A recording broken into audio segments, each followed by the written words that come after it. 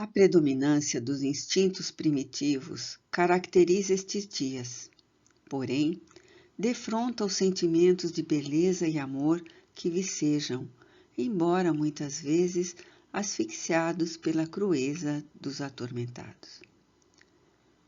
É certo que marchamos para a vitória da luz sobre a escuridão, do equilíbrio sobre o destrambelho das emoções, e a vida está sempre encarregada de perpetuar-se conforme o princípio insuperável da sua origem. Manuel Filomeno de Miranda, Divaldo Franco. No rumo do mundo de regeneração, capítulo 12, aprofundando experiências. O irmão Gumercindo dedicava-se ao trabalho na instituição com devotamento invulgar. Casado e pai, enfrentava dificuldades conjugais na intimidade da família. A esposa, facilmente influenciável pelos espíritos e rebelde às diretrizes do espiritismo, criava-lhe muitos problemas que mais o empurravam para o formoso refúgio espiritual da instituição. Os filhos, por sua vez, recebiam mais a influência da genitora, porque o pai era funcionário público e o seu tempo era muito dividido entre os deveres remunerados e a obra social de espiritismo. A princípio, intentara muito em conduzir as crianças à evangelização, mas sempre encontrou resistência e dificuldade com a esposa, que se dizia vinculada a outra religião, embora não a professasse na conduta como normalmente ocorre. Pode-se perceber que o quadro para perturbações estava muito bem organizado. Toda vez que as forças do mal queriam atingir o nosso irmão, utilizavam-se da atormentada mulher ou de algum dos jovens e de uma gentil menina. Muitas vezes ele recebeu ajuda direta dos benfeitores através de Malvina, que o acompanhava com desvelo e amizade. No período em que nos encontrávamos hospedados na instituição que ele dirigia, observamos o seu sofrimento silencioso. Nesse ínterim, terrivelmente inspirada por um dos justiceiros, Dona Clementina apresentou uma queixa infame ao esposo, informando-o de que estava segura a respeito de sua fidelidade ao espiritismo por causa da médium por quem estaria apaixonado. Tomado de surpresa ante a suspeita feroz e caluniosa da companheira, ele elucidou-a, demonstrando-lhe a própria nobreza de caráter, assim como da médium missionária e abnegada. A princípio, o tema era abordado uma vez ou outra, mas recentemente se acentuou a situação, e ela ameaçou de provocar um escândalo indo à sociedade para desmascarar a farsante e acusá-lo de adultério. A situação tornou-se grave, porquanto, apesar da quarentena, ele vinha com frequência ao núcleo, tomando as precauções recomendadas, a fim de poder continuar administrando, agora de forma virtual, portanto, com muito mais trabalho do que anteriormente. Em a noite anterior, acoimado pela doente obsediada, ele compreendeu que se tratava de uma urdidura para desmoralizar o trabalho e lançar difamações na doutrina espírita. Percebendo tratar-se de uma ação mediúnica perturbadora, evitou a discussão, que terminava em desastre verbal, e recolheu-se à oração com entrega total da sua existência em favor da divulgação da verdade. Um escândalo de tal porte refletiria nas milhares de pessoas que se beneficiavam de todos os recursos da instituição, e ele não sabia como agir com serenidade e em defesa da verdade. No momento em que orava, atraiu-nos, e o guia espiritual da casa, que o acompanhamos no conúbio mental com a espiritualidade, e lhe transmitimos forças e coragem para o enfrentamento com o obsessor.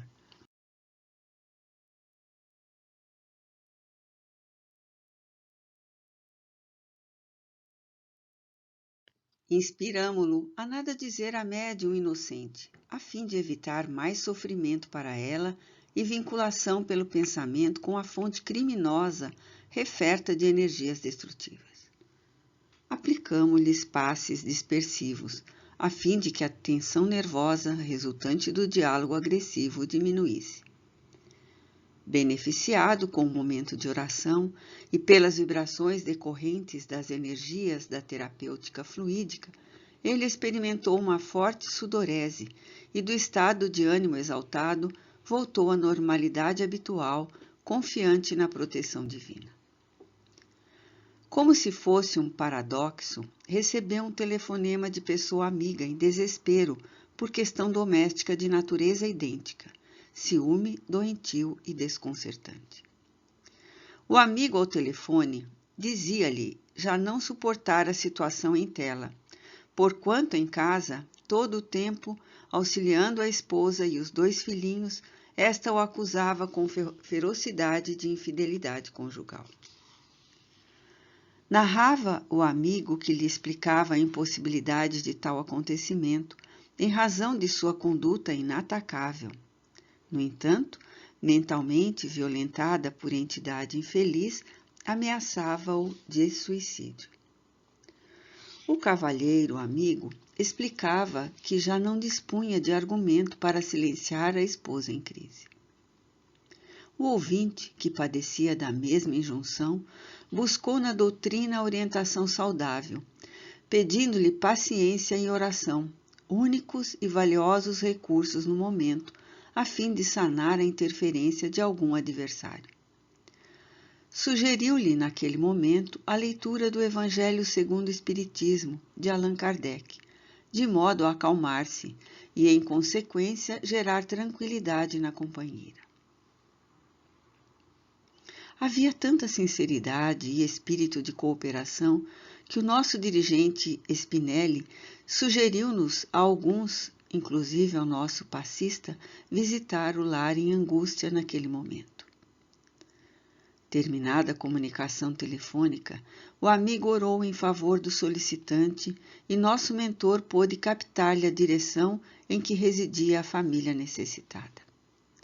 Partimos de imediato e logo chegamos à residência do casal em litígio, encontrando o lar invadido por alguns espíritos ociosos sob o comando de 2 adversários rigorosos que mais tarde compreendemos ser os denominados justiceiros.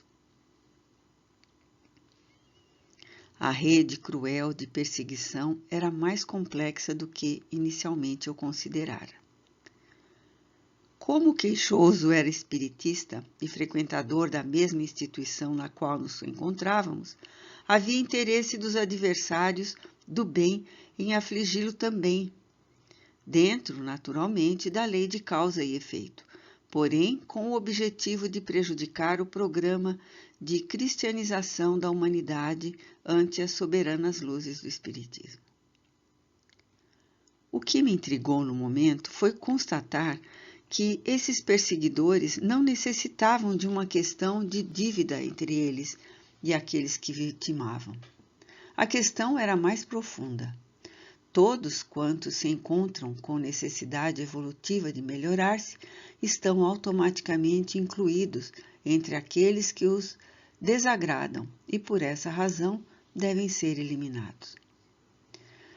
Nesse sofisma, apoia-se a perversidade dos enfermos espirituais para dar prosseguimento ao seu programa de vingança contra a humanidade, que um dia, através de criaturas dessacisadas, quais eles, neste momento, ferira-os na loucura que os dominava. Eis uma das razões básicas para a desarmonia que varre o planeta e o desassossego das existências em verdadeiro torvelinho, como consequência das filosofias nihilistas e utilitaristas que, em todas as épocas, se voltaram contra a ordem e o equilíbrio dos seres humanos. A predominância dos instintos primitivos caracteriza estes dias, porém, defronta os sentimentos de beleza e amor que vicejam embora muitas vezes asfixiados pela crueza dos atormentados. É certo que marchamos para a vitória da luz sobre a escuridão, do equilíbrio sobre o destrambelho das emoções, e a vida está sempre encarregada de perpetuar-se, conforme o princípio insuperável da sua origem. Ele se encontrava na alcova, de onde saíra a esposa dominada por um verdugo que a acompanhou à cozinha, onde ela procurou algo fazer para distrair-se. A indução mental continuava empurrando-a para o prosseguimento da discussão com vista à possível agressão física. Spinelli solicitou mentalmente a Cláudio para que a socorresse com um passe especial, a fim de afastar o vingador. Ao mesmo tempo que o amigo se lhe acercou da aura carregada de energia escura e pensamentos grosseiros. Os fluidos dele começaram a diluir a nuvem mental que a urdia e conduzia ao quarto, onde se encontrava o esposo em lágrimas de agonia. Também se viciado por outro perverso vingador, ante a zombaria dos circunstantes de muito baixa vibração moral.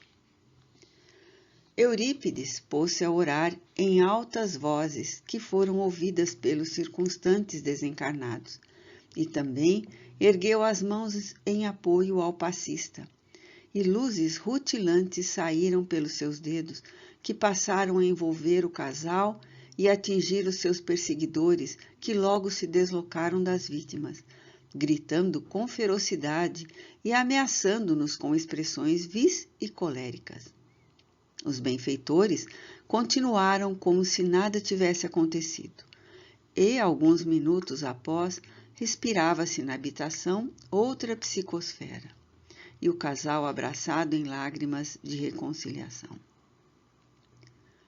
A senhora, recuperada momentaneamente, procurava justificar-se das demoradas cenas daquela manhã, enquanto o marido calmo acariciava, rogando-lhe que esquecesse e orasse com ele, agradecendo a Deus o bem-estar que subitamente os acometera como se fora um milagre.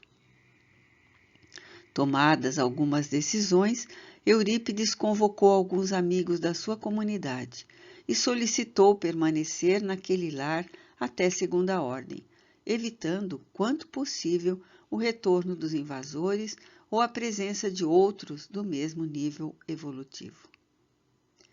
Asserenados os corações que dialogavam calmamente, estudando a possibilidade de tratar-se de uma perturbação para afligi-los, saímos em direção do nosso abrigo. O dia transcorreu muito movimentado, não somente com o agravamento da doença no país, em face da contaminação volumosa, enquanto se anotavam, simultaneamente, a dádiva de algumas primeiras recuperações que trouxeram muita alegria a todos. Ao cair da tarde, acercamo-nos do mar e ali ficamos na praia, em um recanto de beleza incomum, beneficiando-nos da natureza e conversando sobre as ocorrências do dia que se apagava. Foi estabelecido que no próximo amanhecer realizaríamos uma reunião mediúnica especial para o atendimento de algumas dessas entidades sofredoras que necessitavam de enfrentar a justiça durante o engodo de serem aqueles que a aplicavam. Quando a noite chegou, coroada de astros refulgentes, fomos convidados a preparar a reunião, isto é, atrair os que se comunicariam, a colocação de aparelhos próprios na prática da desobsessão e cuidados especiais com as duas médiuns, uma de cada plano da vida. Deixamo-nos conduzir pelas horas que avançavam e nos beneficiávamos com os trabalhos espirituais da sociedade em que nos encontrávamos e com as ocorrências naturais. Meditava em silêncio absoluto e somente pobreza dos órgãos auditivos e quietude não é paralisia. Há movimento incessante em toda parte, porque a vida é realmente o milagre da movimentação. Lentamente e com segurança, a noite avançou, e aos primeiros minutos do amanhecer estávamos todos na sala mediúnica, enquanto os trabalhadores espirituais da instituição, solicitados pelo nosso mentor, organizavam os atendimentos e recebiam os convidados, inclusive os irmãos Gumercindo e o confrade que lhe pedira socorro, Dona Clementina, Malvina, que foram despertando suavemente e com a lucidez relativa ao estado evolutivo de cada qual, todos assessorados e bem assistidos. Aproximadamente a 1h da madrugada, Spinelli deu início à reunião, solicitando a Eurípides que procedesse à súplica aos céus em favor do labor de socorro dos deambulantes da terra. O apóstolo sacramentano, com a voz doce e mansa que o caracteriza, suplicou ajuda ao Senhor dos mundos, depois à Mãe Santíssima e, por fim, a Jesus, o Mestre todo amor, para que abençoasse o esforço de todos em favor da harmonia e do progresso das almas e da humanidade. Ouvíamos suave melodia que bailava no ar entre as vibrações de paz e ternura que nos comoviam, quando escutamos vozes exaltadas e movimentação inusual na sala.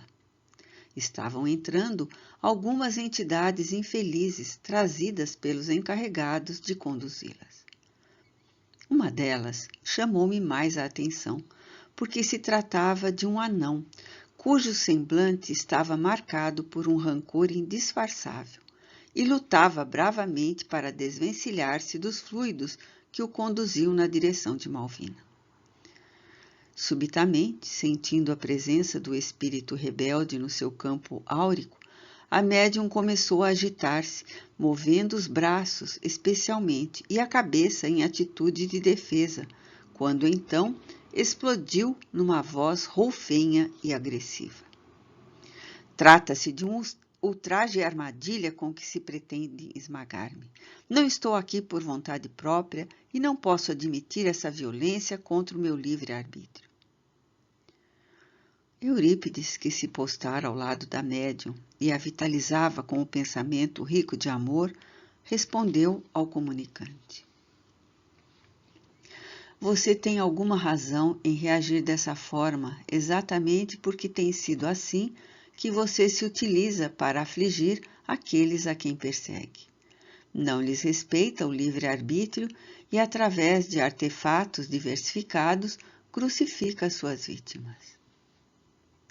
Não vejo por que você se atreve a tomar a defesa de infelizes cujas existências atuais não dão ideia dos verdugos que são estes indivíduos que estão sob os nossos cuidados. Ninguém tem o direito de realizar cobranças espirituais como se a vida estivesse sujeita às paixões de cada criatura. O universo tem as suas leis vigorosas e dispõe de recursos para tudo regularizar, sem a intromissão dos sentimentos humanos.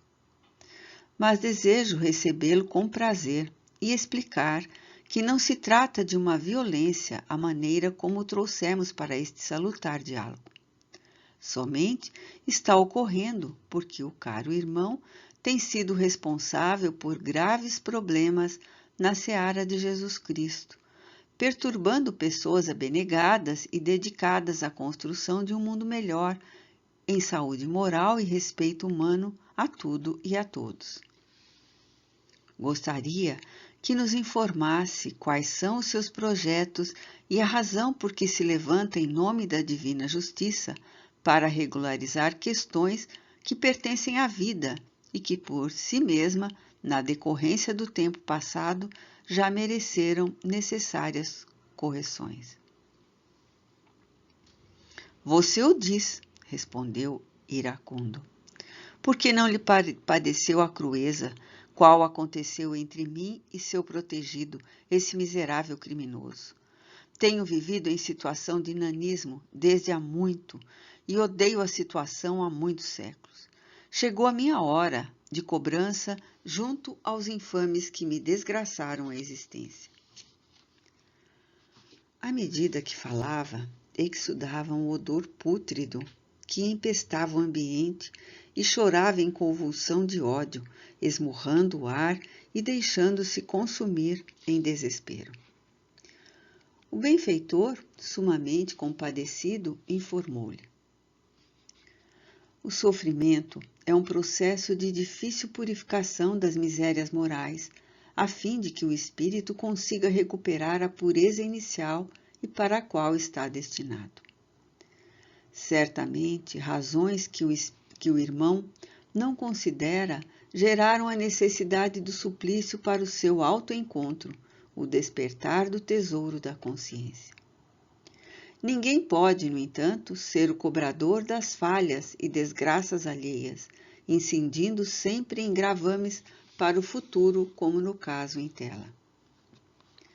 O casal, sob sua aguda perseguição, está inscrito nos códigos soberanos como devedor, e o tempo dispõe dos instrumentos próprios para o restabelecimento do equilíbrio e a edificação do bem. Se você pensa que poderá afligi-los e assim vingar-se, passado o momento da derrota de ambos, como você se sentirá? Que fará após vê-los tombar no vale terrível da amargura? A partir de então, você estará em curso na contabilidade como devedor. E essa roda não cessará, enquanto o amor não luarizar, não balsamizar as feridas do padecimento. Já vai longe, bradou revoltado o infeliz, quando fui hostilizado pelos criminosos que me destruíram. A Inquisição espanhola foi instituída por Isabel de Castela e Fernando II de Aragão, com as suas próprias leis estabelecidas no Tribunal do Santo Ofício. Tinham como objetivo essencial as questões religiosas, porém as superstições e a ignorância do povo alargaram a sua chama devoradora a quaisquer situações que lhe pareciam heréticas ou demoníacas, quando não resultantes de feitiçaria. Entre esses itens, surgiram formas de perseguição cruel a ciganos, anões, como aos portadores de demônios ou aos próprios demônios assim nascidos. Os massacres dessa natureza multiplicaram-se em toda a parte e chegaram à Espanha, prolongando-se até o século XIX, quando foram legalmente abolidos, mas não terminados. Naquele período infame, o valor do indivíduo era resultado do poder do dinheiro e das ligações entre a Igreja Católica e a coroa. A cegueira da justiça era fácil de ser comprovada através dos crimes praticados pelos dominadores das massas estúpidas e subservientes. Eu e um reduzido grupo de anões descendíamos de Davi, um dos pais da raça de Judá, e éramos perseguidos sistematicamente, conseguindo sobreviver abjurando a nossa fé. Na condição de marranos, vivíamos fora dos muros das cidades e pagávamos impostos extorsivos.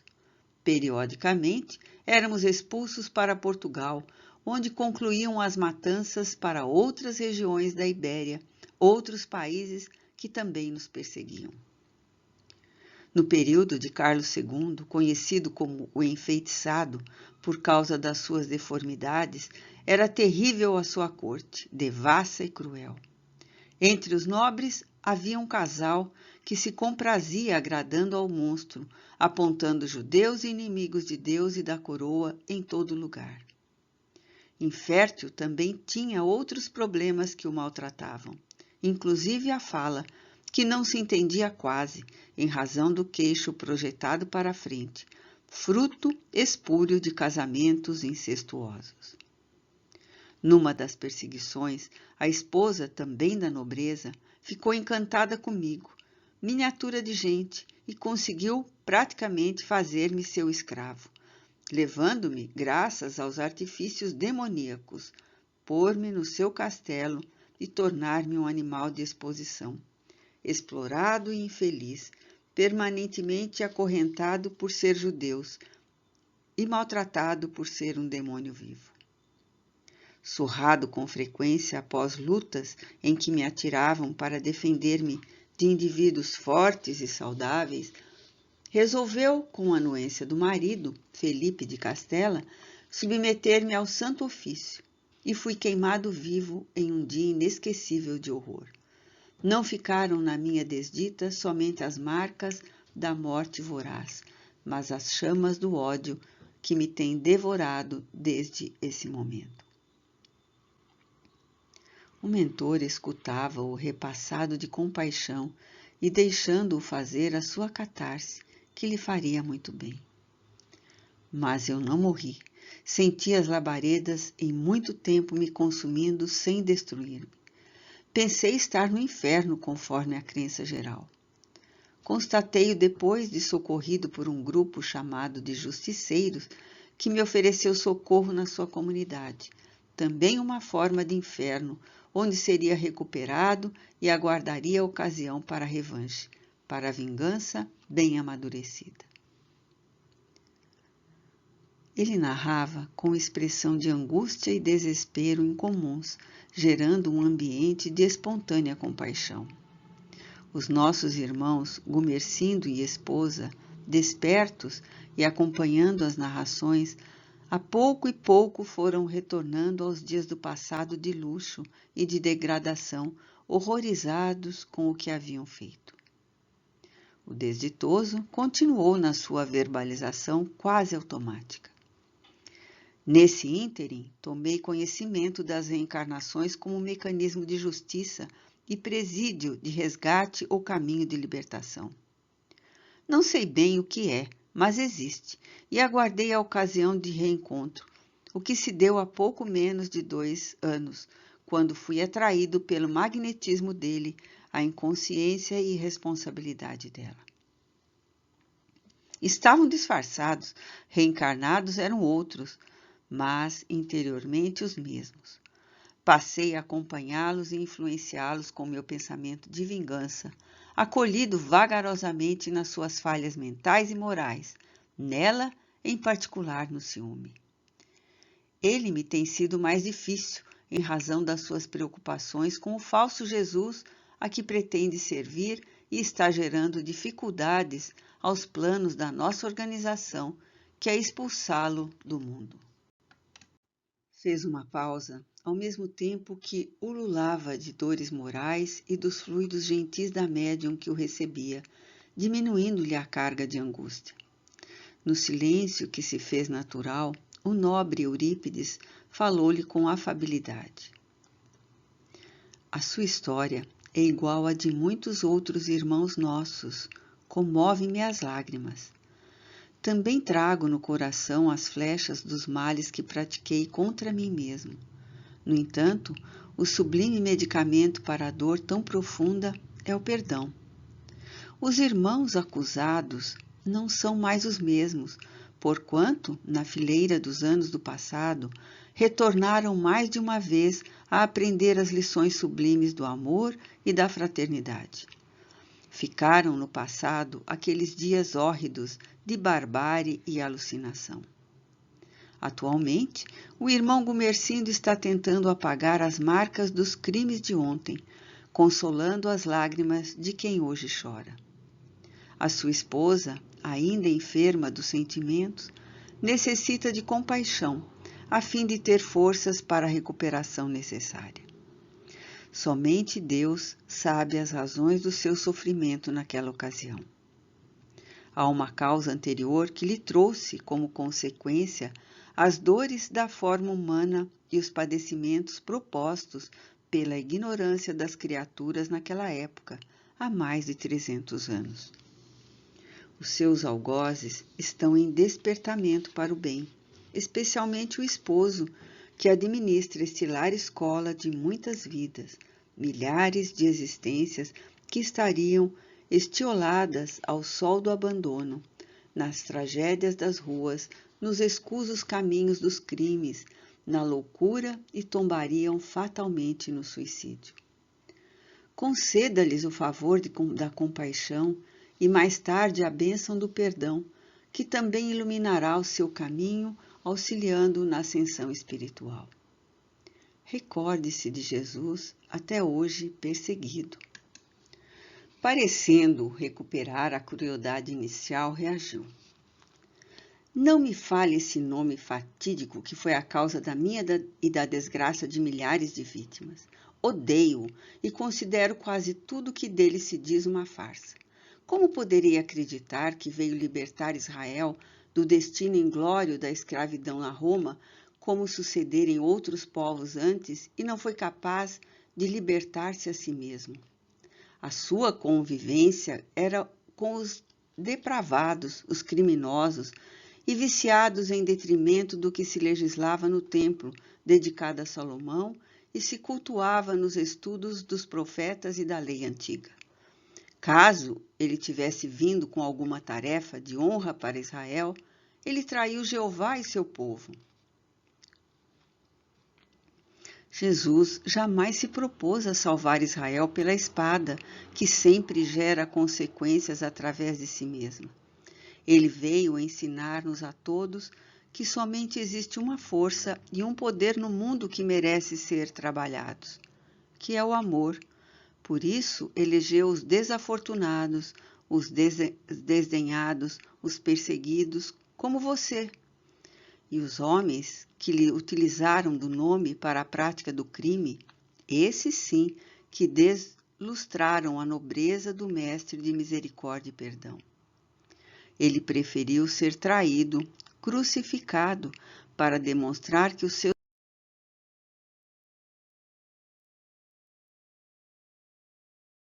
ensinamentos não eram somente palavras e conselhos, mas essência de vida, porque a existência terrena, como sabemos, é rápida na sua transitoriedade, mas a imortalidade é a razão pela e para a qual existimos.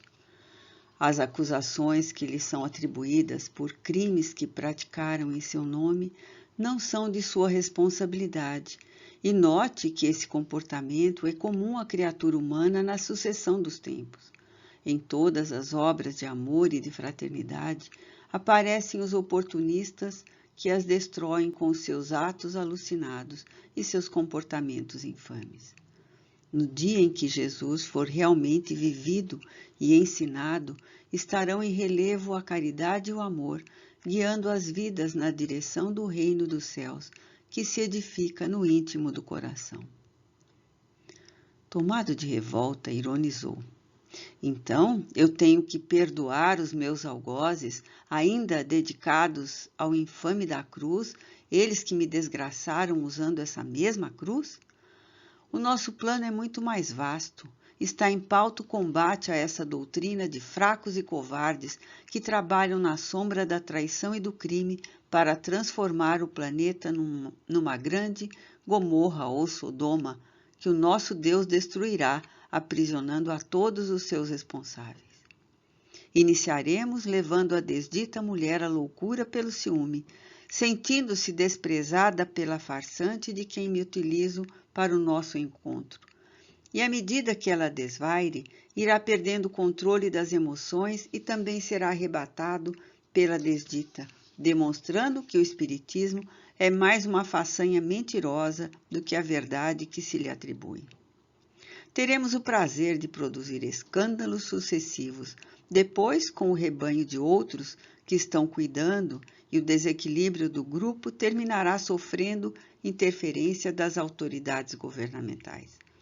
Assim, de uma pequena chama poderemos produzir um incêndio em vários pontos, porque o nosso programa de agressividade é coletivo, isto é, em diversos lugares ao mesmo tempo. Enquanto o exprobrava, mudou completamente de aspecto, aquele do infeliz para o do arrogante e triunfador que o se ufanava de estar a caminho da vitória. Sem qualquer inquietação, o amigo do educandário Esperança insistiu com o visitante. Todos percorremos caminhos mais ou menos semelhantes. O erro, em princípio, para a aprendizagem da dignidade e da compostura depois.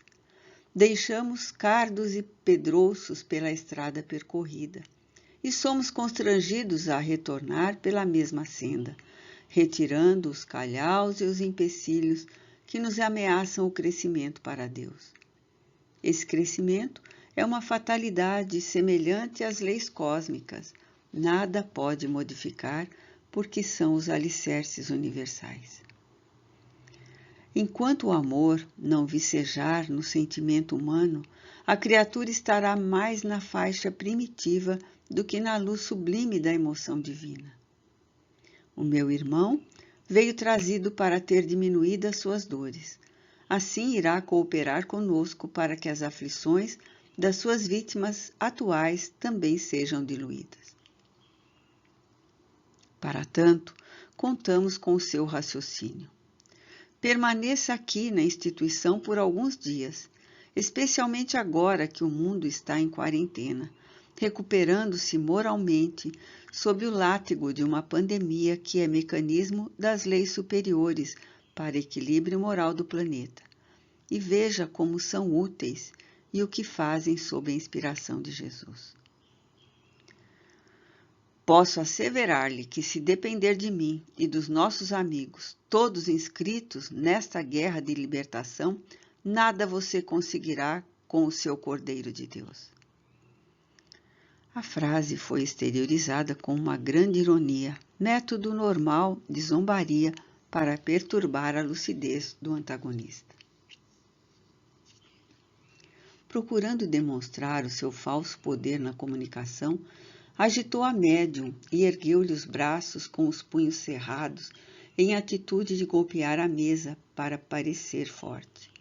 A um sinal do mentor, o irmão Cláudio aproximou-se e aplicou passes dispersivos, eliminando os fluidos pesados que ele expelia em tentativa de prejudicar a aparelhagem delicada da médium. Enquanto isso, Eurípides induziu o desditoso ao sono reparador profundo, o que logo aconteceu, sendo desligado e conduzido por auxiliares nossos a uma sala contínua para nova oportunidade posteriormente. De imediato, a médium Malvina em transe profundo foi incorporada pela entidade que perturbou o casal, agora também presente em desdobramento pelo sono físico. Tratava-se de um cavalheiro com mais ou menos 50 anos de idade que envergava indumentária religiosa de nível superior. O orgulho e a prepotência estavam visíveis na sua aparência presunçosa e nos ademanes de aparente distinção. Com ele vieram alguns áulicos trazidos sem o saberem pelos construtores do trabalho. Serviam-no em contínua bajulação que lhe exaltava a prosápia e o falso poder. Nada obstante, exteriorizava ondas carregadas de vibrações perniciosas que lhe denotavam a faixa vibratória típica do seu estado de evolução. Deveria ter sido religioso de destaque na sua última existência fracassada, em razão de sua face estampada pelas expressões de ressentimento e desgosto.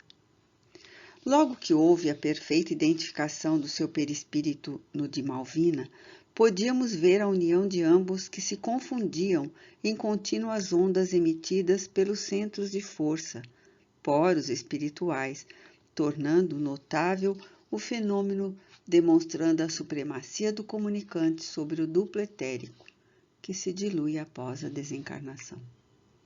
Quase víamos apenas o comunicante em todo o seu apogeu, expressando o alto significado do processo de manifestação, quando se afinam ambos os espíritos e o comunicante assume o controle da personalidade do instrumento mediúnico. A voz era tonitruante, muito diferente da médium e repassada de uma vibração desagradável, como só ia acontecer com toda a manifestação de orgulho e soberba. Tenho a impressão, asseverou com certo desdém, de que me encontro diante de um tribunal de marginais, constrangido por desconhecida força a pronunciar-me como se estivesse sendo julgado pelos meus atos. Posso perceber, pela disposição daqueles que aqui se encontram, que estou sob leis que me submetem e às quais devo obediência compulsória.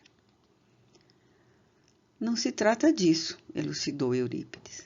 O amigo conhece perfeitamente estas leis que regem a vida e se impõem pela sua força transcendente à vontade de todos nós.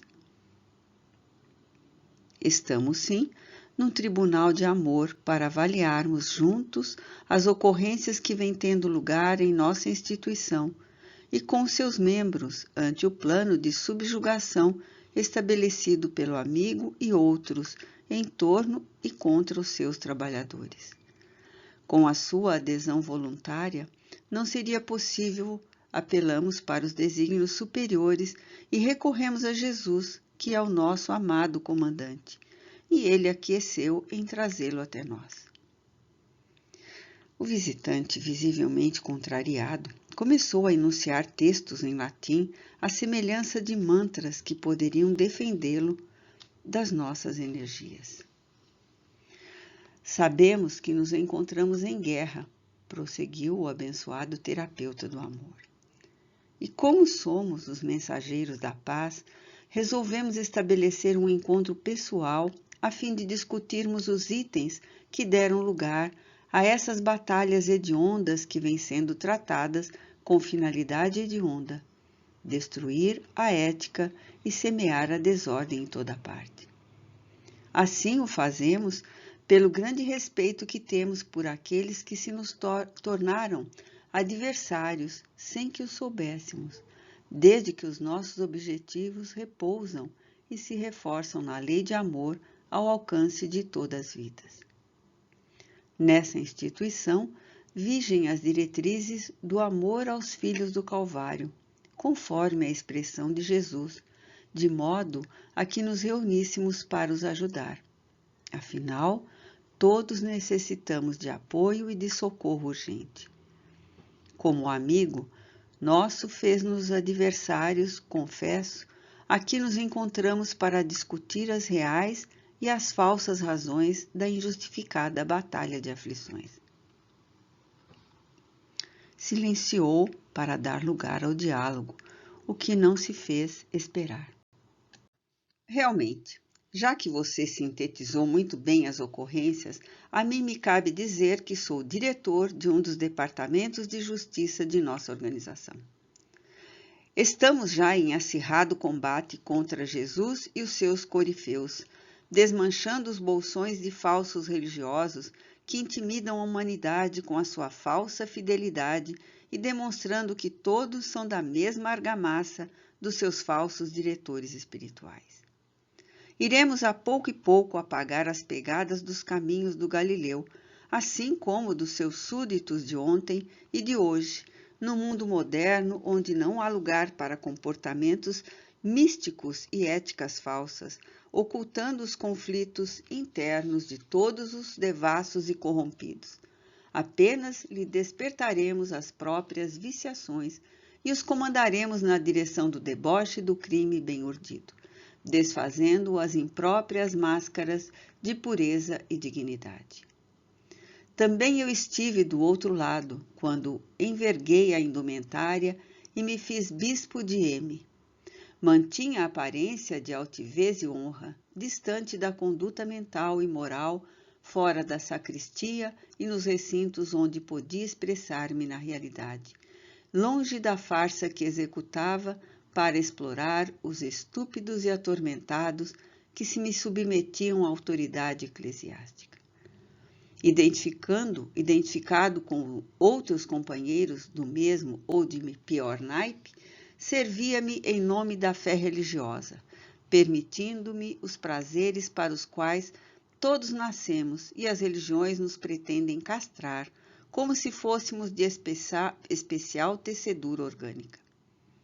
Ao morrer, encontrei a vida desregrada a que me permiti e fui muito bem recebido no inferno, onde trabalho e sou feliz, desfrutando de posição invejável na administração de nossa comunidade. Sim, não encontrei o proclamado céu e tive uma decepção, porquanto somente defrontei misérias e desconfortos. Os centros de padecimento, as regiões de angústia e de recuperação multiplicam-se em toda parte.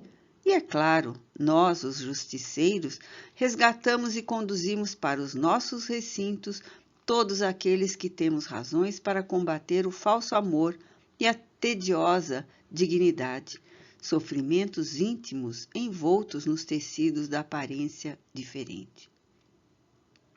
Assim sendo, não pense que terá uma vitória fácil sobre nós, aqui trazidos covardemente pelos recursos de que se utilizam os falsos cristãos, generosos e bons, usando forças sutis para alcançarem os seus sórdidos objetivos. Sem demonstrar pressa ou qualquer enfado após a exposição mais ou menos já conhecida, o dialogador espiritual prosseguiu com gentileza. Admiro-me com a técnica de alcançar o êxito nos seus empreendimentos. Em razão da conduta irretocável dos irmãos agredidos e hoje aqui estudados, você e os seus sequazes utilizam-se das esposas instáveis para desviar os bons trabalhadores dos seus deveres, com ameaças de escândalos que prejudicariam o bom nome da doutrina de abnegação, levantando dúvidas sobre o comportamento deles e, por extensão, de outros servidores. Equivale a dizer que todos os meios justificam os fins. Chavão de doutrinas derrotistas e escravagistas. Para serem alcançados os fins, pouco importam os meios que sejam utilizados. Somente se olvidam do amor de nosso Pai pelas suas criaturas, sempre vigilante e devotado. Esquecem que a tempestade, mais tumultuada, sempre cede lugar à bonança retificadora, e o mal aparente transforma-se em bem comum. Jamais a traição, a covardia, os meios derrotistas lograrão fecundar-se nos corações afetuosos e nos caracteres nobres. É certo que todos nós ainda temos brechas de fragilidade em nossa conduta, o que lhes permite interferência em nossos destinos, porém, dentro da lei de causa e efeito. Olhe nosso irmão, diretor da casa em que você se encontra, e o participante das reuniões de estudos e de caridade. Não o comove ser o instrumento de prejuízo para as vidas às quais eles se dedicam pelo bem, pelo serviço de consolo, por amor a Jesus Cristo? Irrita-me ouvir esse nome do engabelador dos séculos de judaísmo e de cristianismo que iremos banir da terra. Nós somos os guerreiros da luz que saímos das páginas bíblicas para clarear o mundo e demonstrar que a única razão da vida pelo qual todos devemos lutar é o prazer, o gozo infindo, a alucinação da orgia. Será isso que iremos implantar nas suas sagradas instituições? Gritou com refinada ironia. Vocês estão asfixiando os prazeres que gostam e disfarçam, tornando-se o seu calcanhar de Aquiles, o qual saberemos atingir. Sem dúvida, somos fracos, mas o Senhor é a nossa fortaleza. Quando vejo um bispo da Igreja Católica perverter-se inspirado pelos seus pares que se encontravam cá e o infestaram, é porque o seu caráter frágil estava somente vestido de dignidade e não a tendo vivenciado. Mas nem todas as criaturas somos iguais.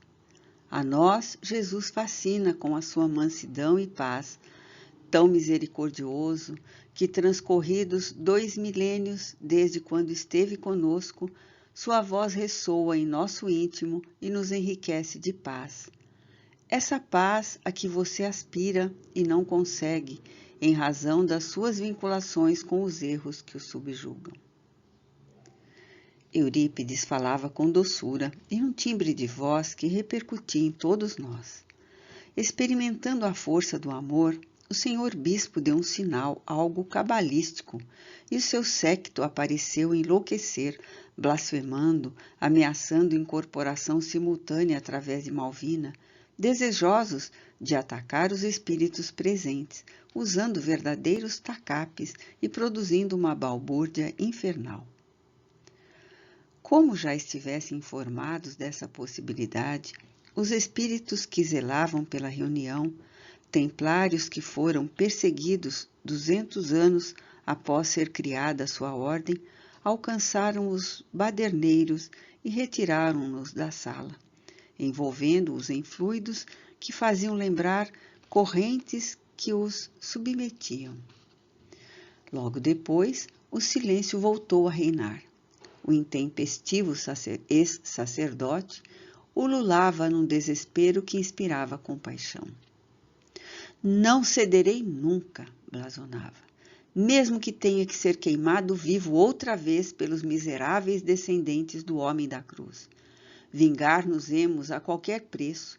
Somos muitas as vítimas desses míseros e piegas religiosos da fé cambaleante e mentirosa. Eurípides, em silêncio, tinha lágrimas nos olhos ante a loucura do espírito em total desalinho.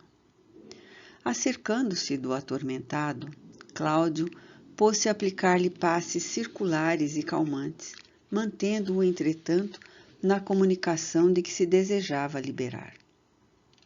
Eurípides prosseguiu suave na terapia do perdão e enfatizou. O irmão e amigo refere-se ao seu momento no sacrifício, vítima da Inquisição, e crê-se injustiçado. Como poderiam os seus confrades comportar-se ante a sua inditosa conduta, sendo membro do Santo Ofício e mantendo uma existência de luxúria ao aproveitar as suas vítimas para lucrar prazeres a que muitos fiéis às suas convicções se negavam e o acusavam publicamente?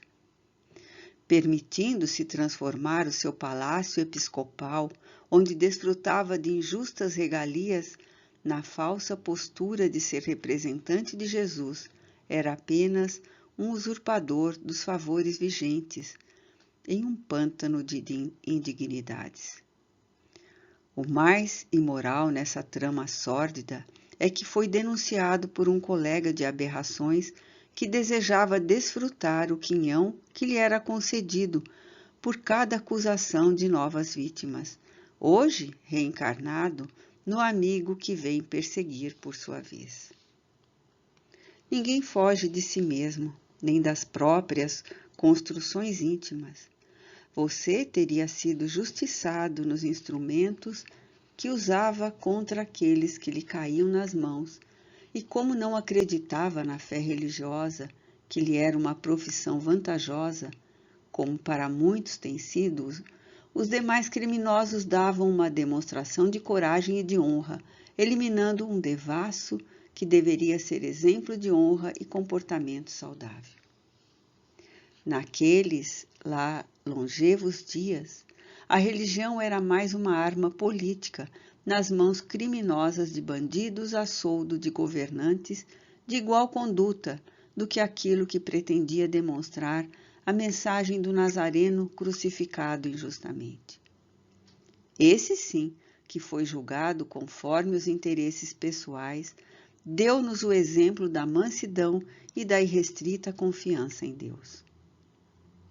Não são os tribunais de homens e mulheres imperfeitos que espalharão na terra a honradez dos deveres a que eles próprios não correspondem. O indigitado parecia atoleimado ante as informações que lhe eram apresentadas, que faziam parte da sua existência vulgar e perniciosa. Pela memória, começou a repassar a hediondez e os crimes que perpetrara às escondidas e alguns publicamente.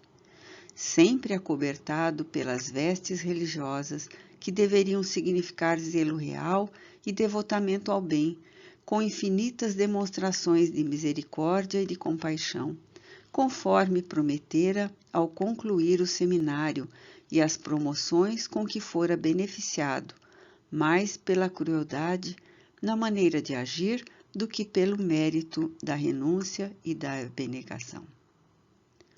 Buscando parecer indiferente ao que se lhe punha à vista, tentou informar que a situação do passado nada tinha a ver com os acontecimentos históricos daquela vida que degradara a sua, destruindo-a na forma orgânica. Eurípides não titubeou e ripostou. De igual maneira, os seus argumentos e dos seus cômpares não podem servir de motivo para combater aqueles que, desarvorados pela época infeliz e atrasada, utilizaram-se do poder para comprometer-se no desvario e na criminalidade. Eu sou inocente das acusações e fui queimado vivo. O irmão apenas experimentou a punição que aplicava naqueles que tombaram na sua insânia. Mas você sabe que o motivo era real e a sua uma conduta reprochável que se encontra marcada a fogo na sua engrenagem espiritual, nos tecidos mais delicados do seu corpo perispiritual. Lembre-se das celas que você visitava antes da punição final e das suas propostas indecorosas, quão cínicas, com aqueles indivíduos derrotados e sem alternativa. Mergulhe o pensamento nas lembranças e as reviva agora. Com a voz monótona, como numa hipnose verbal, sugeria: pense, reviva, volte àqueles momentos que estão vivos dentro de você. Começamos a perceber que a aparência do espírito começou a sofrer alteração na face, na cabeça e em todo o corpo que se destacava no perispírito da médium. Diante de nós encontrava-se um ser com aspecto lupino, babando copiosamente e tentando falar sem o conseguir. Contorcia-se, uivava, agitava-se e os olhos brilhantes assustavam. Alguns dos espíritos que vieram na sua companhia e ainda estavam na sala foram tomados de pânico e começaram a gritar apavorados, sendo assistidos pelos amigos templários que os amparavam, retirando-os da sala mediúnica. Isto, falou o benfeitor ao atormentado comunicante, é o que você tem cultivado e periodicamente assume no reduto infame em que se homizia com outros servidores do mal. A partir de agora, será essa sua forma física, fruto dos seus atos, e à medida que for beneficiado em nossa comunidade, irá recuperando a compleição humana, da qual abdicou pelos sucessivos disparates que se permitiu, até que a bênção da reencarnação o conduza de volta ao proscênio terrestre para a necessária recuperação.